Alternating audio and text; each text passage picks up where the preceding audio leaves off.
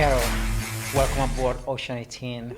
How does it feel to be in Vegas? Is it your first year or? I was here last year on the same jury. Okay. And Vegas is Vegas. Do you like Vegas? I don't like Vegas. I will come here. I think Vegas is great at night.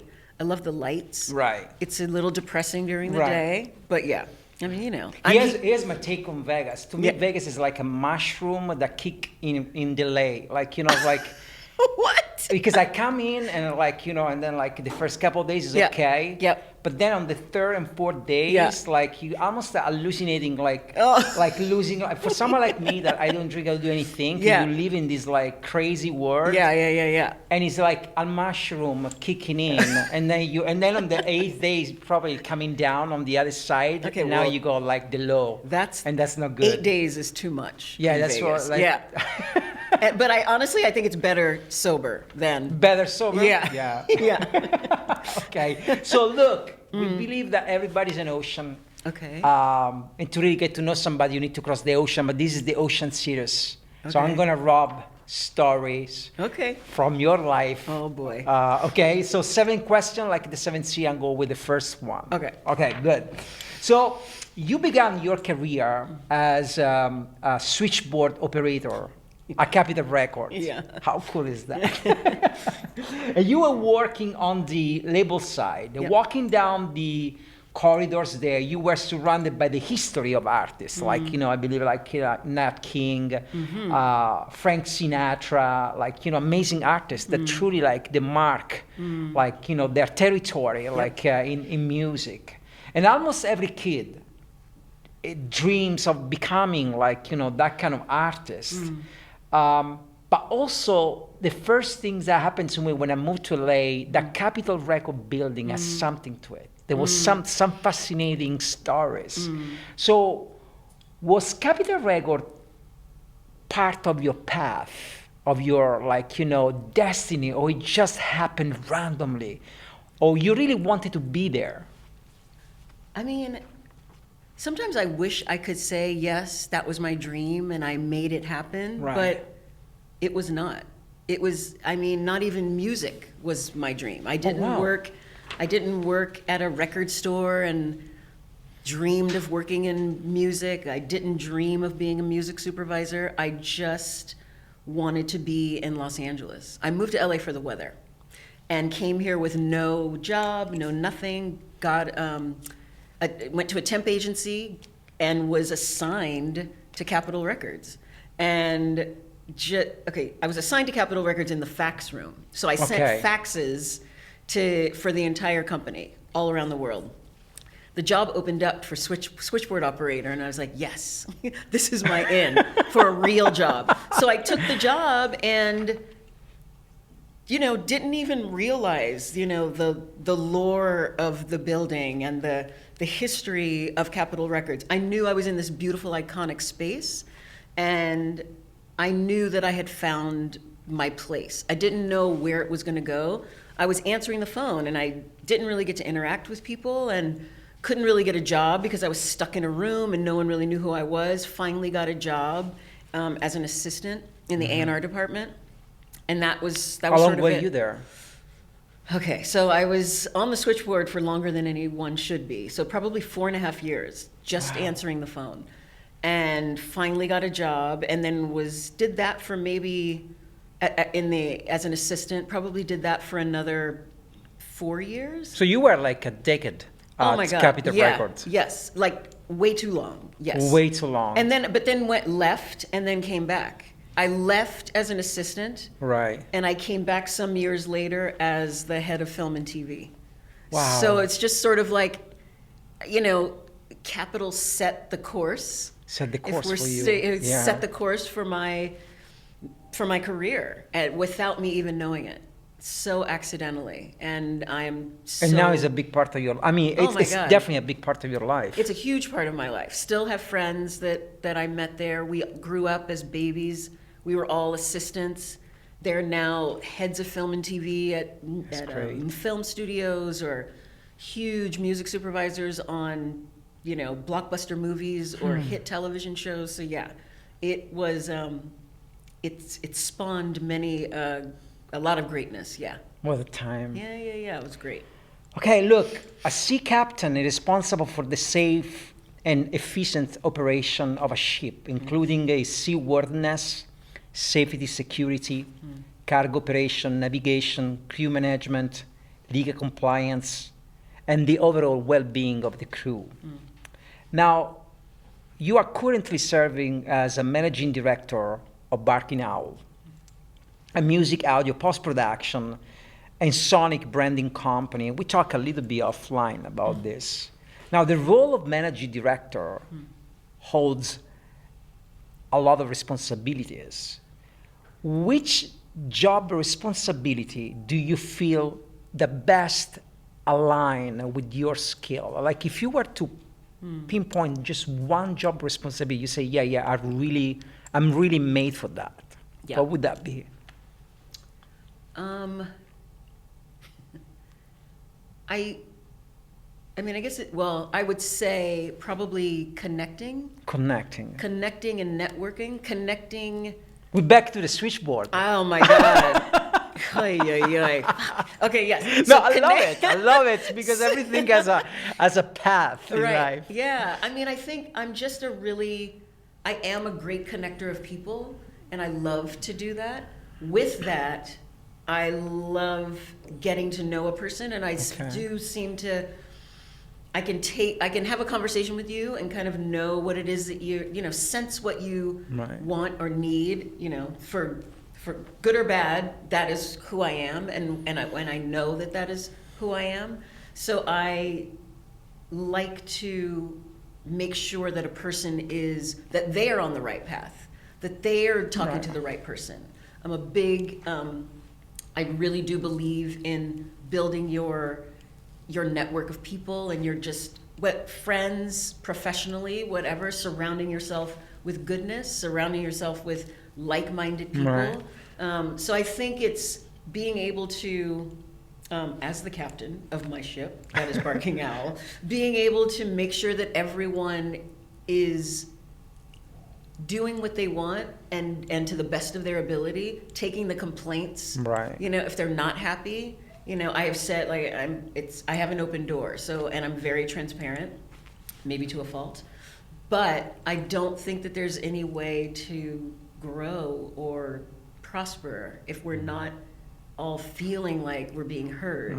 And, as a captain, do you have another captain that is not, of course, like on your ship, but like that you look up as a mentor? You share some of your stories or challenges that you have on a daily basis, because I think everybody has to have somebody to refer to, right? As you say, it's like if you go to I go to a therapist once a week. I always ask the therapist, you guys take so much shit that how do you do it? It's well, we also have a therapist. The dentist has the dentist. So do you have another captain? I mean, I think producers, because I do come from I was an executive producer for years. So I feel like all of us producers are going through the same thing, deal with the same issues, the same, the same losses, the same successes. And so we are able to talk to each other and lament or complain or uplift or support each other in that way. So specifically at Barking Owl right now, there is his name is Kirkland Lynch, and his title is CEO. Owns the company. So he comes from a very different, I've never worked with someone in the music space I've been telling people this, he is growing a business, not growing a music house, right? So I'm being able to look at Barking Owl from a completely different from his point of view, right? And not censoring myself as far as ideas or what we can do or what we can't do, because it isn't, I hate using it's not just an audio house. It is a business. So what are we going to do? How are we going to change the world? How are we going to change this world and the world at large? Yeah. Okay, sailors rely on the wind to reach their destinations. When sailing ships dominated global trade, understanding the Earth's winds become essential. You couldn't do without it. Without that kind of knowledge, you wouldn't be able to sail. If a kid were to embark on a journey today and start sailing the waters of the advertising industry in any kind of field, production or creative, what is the single most important advice that you would give them right now in 2024? I think in any year, I think I've been doing this for so long, and I don't think the year matters. I don't think the role matters. I don't even think the industry matters, and I think it is to not censor yourself. Not censor yourself. Don't bite your tongue. Don't. But sometimes to be. And I actually speak like by experience. I never censor myself. Yeah. I don't think there was ever a time where I was able to do something like that, but I pay a price. Right. And sometimes you see that people that rise to the top are the ones that are the best at censor themselves. Yeah. They're the ones that play the political game with certain kind of 100%, skills. yes. Whenever you walk into a room 100% yourself, it sounds very romantic when people say, but the fact of when you actually do it, yeah, you pay a price. It's intimidating. Okay. And I pay a high price. If you walked into a room, Right. you don't even have to say anything. You are an intimidating presence. And I don't even mean that in a negative way. You are a grand presence. And I think it's the way that you Portray present, yourself. Yeah, right? of course. It's the way you present yourself, but it's also the voice that you use. Right. So going back to connecting with the right people, it's also knowing who to speak to, right? Okay. I'm not saying speak out of turn or be disrespectful, but if you have an idea, if you have an idea, I think that you should try to get that idea across to someone who can get it across the line for you, right? I just think that it's just, and I am speaking because I censored myself for so long. You did? Oh, yeah. And I watched these people rise, fail their way to the top. Yeah. You know, it's sort of like playing the game and, just having no real or unique perspective. It's just sort of following along, being a sheep, because that's the easiest way to follow the herd and go wherever they're going. And it may not even be where you want to go. So I think, I have learned that you sit in a room and you don't say anything, and then someone says something and it's like, fuck, I was thinking the same thing. I should have said it, right? So I think it's just that. Yeah. It's finding the confidence in yourself too. There is a saying that goes like this: as the ocean is never full of water, so is the heart never full of love. Meaning that the heart can always accept more love, just as the ocean can always accept more water. In the context of our industry, what do you think the advertising business is never full of?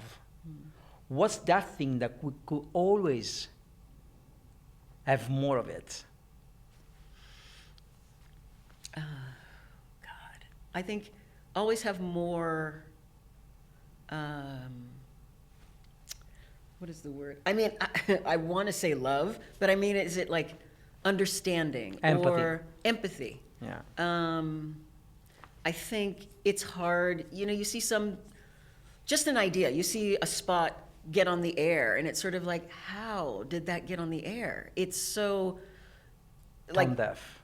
Say it, tone deaf. Yeah. 100%. And so I think maybe it's having, and the only way that not the only way, but the way that you can make up for empathy is having a seat at the table for everyone, so that there are different opinions and different perspectives and different histories brought to the table in a conversation about one single idea.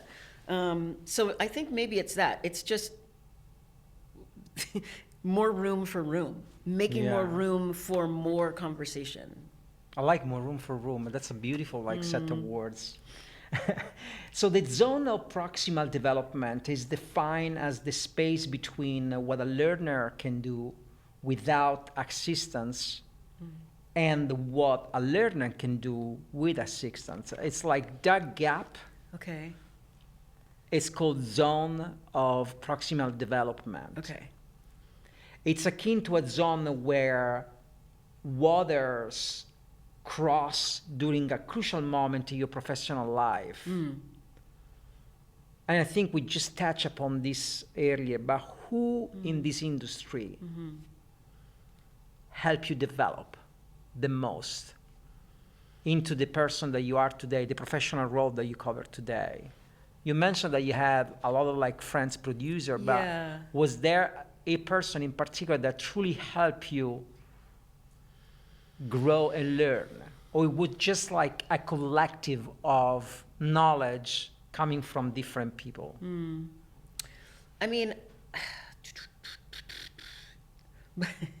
my first answer, which sounds egotistical or maybe not as, I don't know. I feel like myself. No, I think I love this answer. I feel like there wasn't a role model. There wasn't a person that has guided me. And again, because it's all been accidental. And I really do feel like I've just sort of gone the way that an opportunity has arisen, and I've gone for that thing, not believing that, or not knowing that's what I was going for. I've never had this. I totally empathize with you, because it happened the same thing to me. Like, more than often you watch interviews in the advertising industry, and everybody has a mentor. Everybody has like a guide, like, and every time I watch these people talking, I always think like, oh wow, like they must be so lucky, because I never had anyone. No.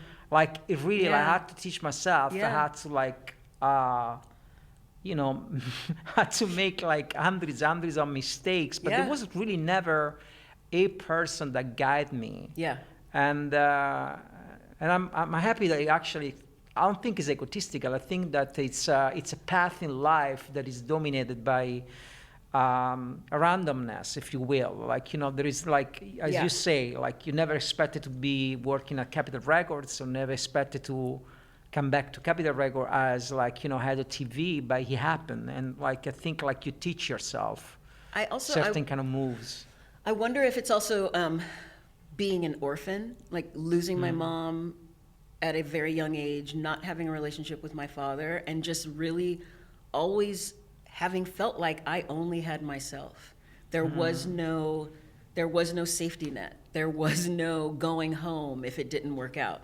It had to work out, whatever path it was, whatever it was going to be, and no room for dreaming per se, but just really wanting to be great at what I was doing, and to that end, I love mentoring. I love being helping people and giving advice, and promoting them to whatever it is that they're looking for, because a lot of people they know what they want, right? And so you didn't know. I did not know. No, they know what they want, and I am someone who knows enough people to introduce you to the person to help you. Do you think that the fact that you didn't know helped you, gave you freedom and flexibility, or it was an obstacle?